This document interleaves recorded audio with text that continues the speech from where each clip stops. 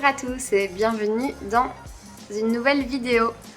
Donc cette vidéo-ci sera plutôt sous forme de vlog, mais je vais vous montrer quand même ce que je mange dans ma journée et voilà, peut-être que ça va durer plusieurs jours, je ne sais pas encore où je vais m'arrêter. Alors ce que je voulais vous dire, c'est qu'il y a très longtemps, en faisant un soulevé de terre, je me suis blessée au dos. Alors c'est bête, en faisant mon soulevé, en fait je me suis mal replacée et voilà, ça a fait boum dans mon dos.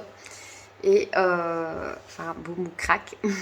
Et en fait depuis, de temps en temps, j'ai cette douleur qui revient. Alors c'est passager, mais ici elle est revenue, c'est le début de ma prépa, je sais, mais cette douleur est revenue. Du coup j'avais 3 fois les jambes cette semaine et 2 fois le haut du corps. Ici j'ai encore un entraînement haut du corps et j'ai suspendu un des 3 entraînements bas du corps parce que j'ai encore un peu mal au dos. Et en fait j'ai forcé au deuxième leg day en me disant c'est bon tant pis je vais quand même le faire, mais le lendemain vraiment c'était insupportable, même pour descendre les escaliers j'avais mal au dos. Alors en plus il faut savoir que je ne suis jamais blessée, donc je ne me suis jamais rien fait vraiment de grave au niveau même musculaire ou osseux, et je fais très attention. Voilà, mais comme quoi une petite blessure est vite arrivée et ça peut vous embêter toute la vie.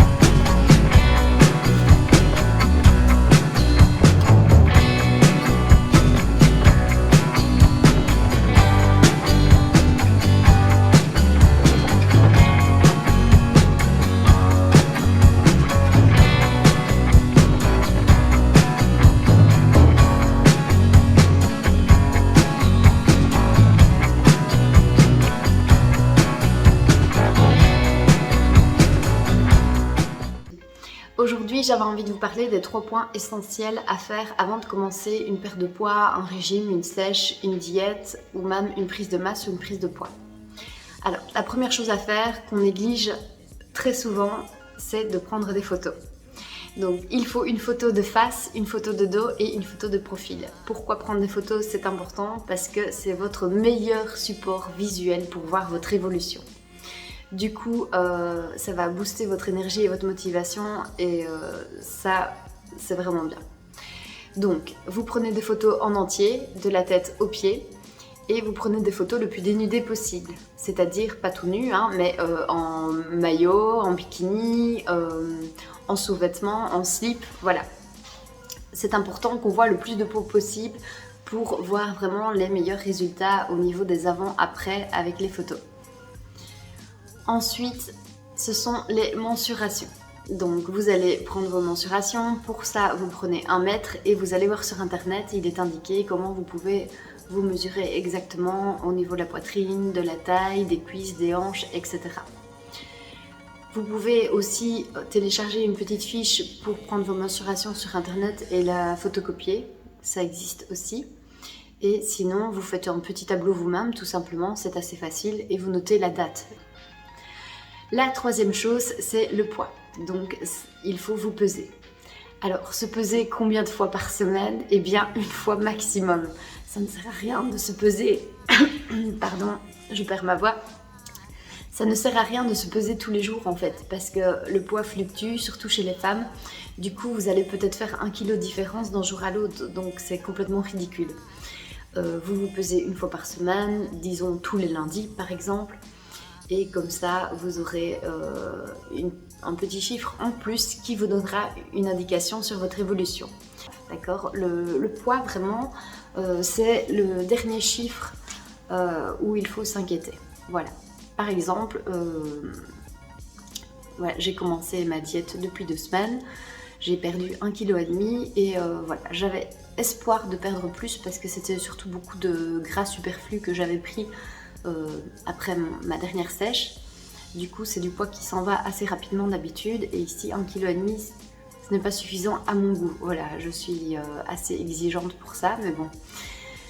Du coup, c'est en faisant mes photos que je reportais, mais en faisant mes photos, j'ai vu quand même une nette amélioration au niveau de la silhouette et du coup, ça me redonne un petit peu le moral. C'est très négatif en fait de se peser tout le temps. Si vous voyez autre chose à faire, n'hésitez pas à partager. Ici, moi, comme c'est une sèche sportive, j'ai pris aussi avec la pince à plis cutanée mes mensurations, donc pour estimer plus ou moins. C'est toujours assez vague, hein, ces chiffres-là, mais à combien de pourcentage de masse grasse je suis.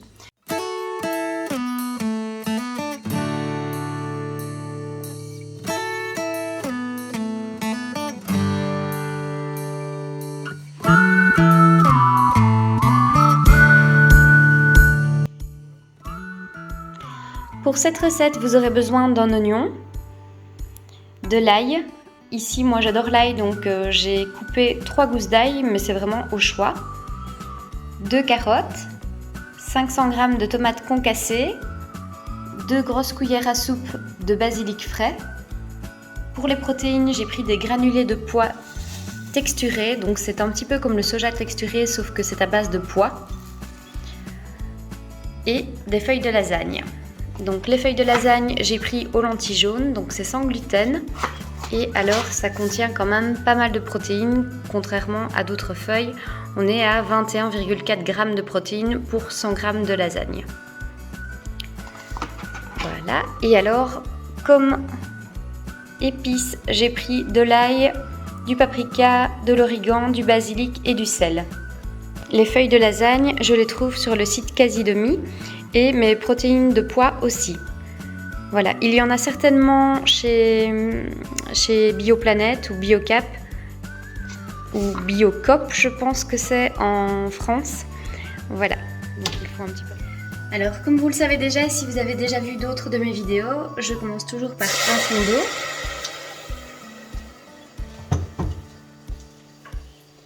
Ensuite, je vais mettre mes oignons. Je mets déjà l'ail aussi. Et je vais laisser mijoter jusqu'à ce que l'oignon et l'ail soient un petit peu translucides et qu'ils aient déjà commencé la cuisson. Les oignons sont translucides. Donc vous voyez, ça a bien cuit, même s'il n'y a pas de graisse. Voilà, donc on peut bien commencer à préparer ses légumes avec un fond d'eau et sans huile d'olive, sans matière grasse ajoutée. C'est possible. Ensuite, je mets les épices. Alors, pourquoi je mets d'abord les épices? Parce que ça va donner toute la saveur à votre plat. Quand on les ajoute à la fin, ils n'ont pas le temps d'infuser les saveurs et c'est un petit peu dommage. Alors, vous voyez, quand il n'y a plus d'eau, j'ajoute juste un petit peu d'eau. Je mélange bien. Et je viens ajouter mes carottes.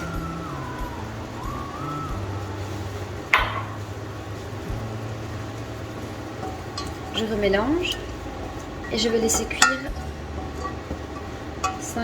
5 bonnes minutes en ajoutant un petit peu d'eau quand il en faut.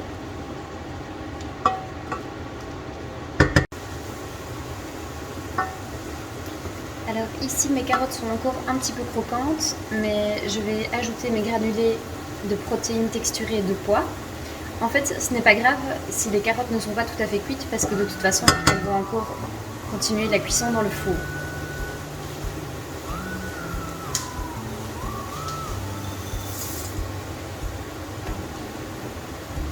Et j'ajoute un petit peu d'eau.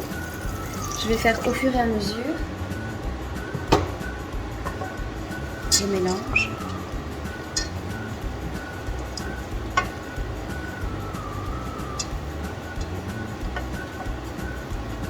Voilà, je vais les laisser 2 minutes le temps qu'elles se réhydratent. Donc les granulés de pois sont bien réhydratés. Maintenant, j'ajoute les tomates concassées. Pour ceux qui ne supportent pas l'acidité, vous pouvez ajouter une cuillère à soupe de sucre de coco et ça va couper justement cette acidité de la tomate.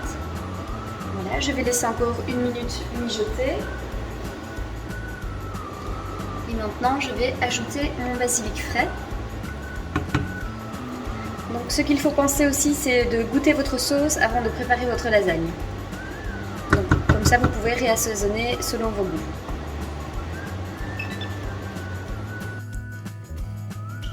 On préchauffe son four à 200 degrés. En attendant, on monte la lasagne. Donc je commence par mettre un fond de sauce. Je vais bien l'étaler dans le fond. C'est ce qui va permettre à la dernière feuille de lasagne, enfin la première, de ne pas coller. Voilà. Et je commence à monter ma lasagne. Je vais la mettre bien au milieu. Hop. Je vais continuer comme ça.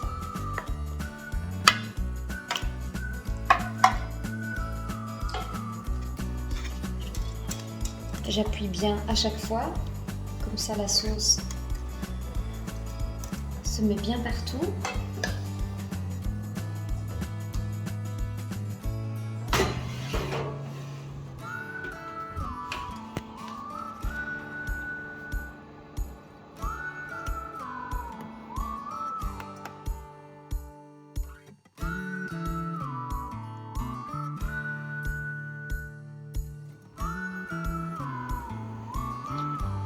Pour cette nouvelle recette, vous aurez besoin d'un oignon rouge, une boîte de pois chiches, 2 courgettes,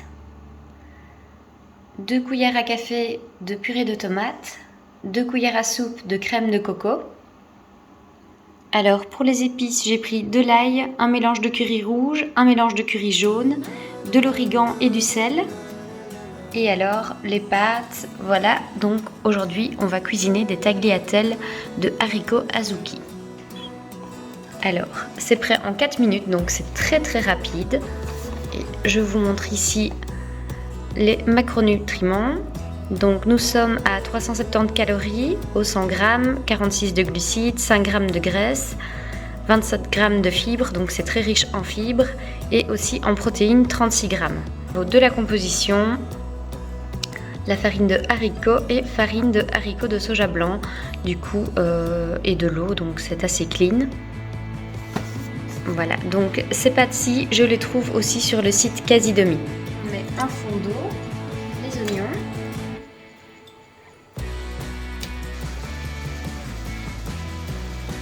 Alors, maintenant que les oignons sont translucides, je vais ajouter les épices. J'ajoute mes courgettes. Je remets en fond d'eau.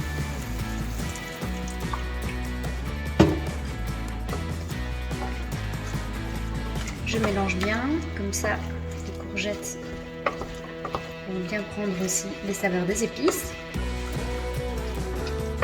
Et je vais laisser cuire plus ou moins 5 minutes.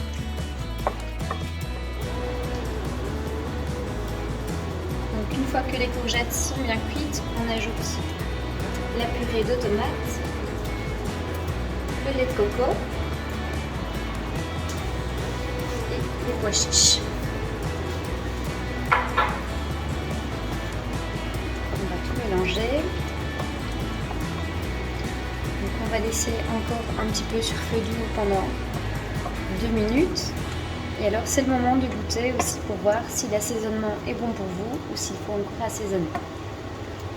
Pendant ce temps-là, je vais cuire mes pâtes.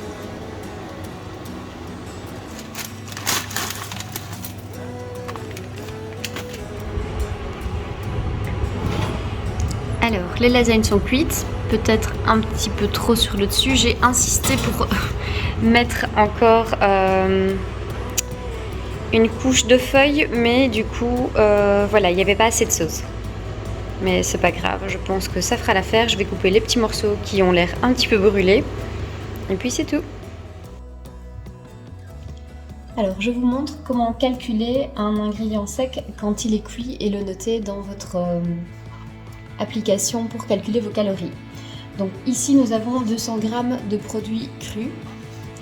Donc je note 200 g et en cuit, j'ai repesé mes pâtes après et on était à 575 g. Voilà, donc je vais faire une règle de 3. Donc si par exemple j'ai besoin de 50 g en cuit, je vais noter cru ici, comme ça vous savez, et cuit. Voilà, donc je divise en 4, donc voilà la règle de 3. Je divise en 4 de l'autre côté, donc 575 divisé en 4, ça me fait 143 g 75, donc on va mettre 144 g, voilà. Donc pour noter les 50 g de l'aliment cru, il me faudra 144 g de l'aliment cuit. Voilà, j'espère que c'était assez clair et que ça peut vous aider. Alors, autre chose aussi, si vous voulez surveiller votre apport en minéraux et en vitamines, il est important de savoir que les légumes cuits n'ont plus autant de vitamines et de minéraux que les légumes crus.